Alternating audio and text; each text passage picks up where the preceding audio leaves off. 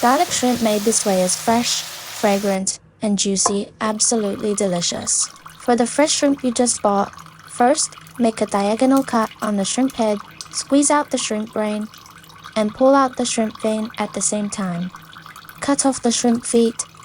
Slit the back of each shrimp. Slitting the back of shrimp is to facilitate flavor absorption and shorten the cooking time.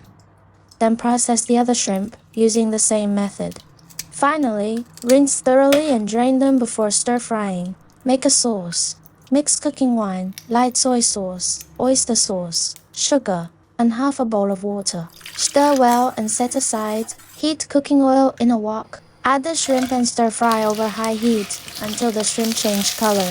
Remove temporarily. Stir-fry prepared minced garlic and chili over medium heat until fragrant. Put the shrimp back into the wok. Add the prepared sauce and continue stir-frying to coat every shrimp evenly with the sauce. Then sprinkle a handful of chopped green onion, stir-fry evenly, and it's ready to serve. Every bite is so flavorful, truly satisfying. Give it a try.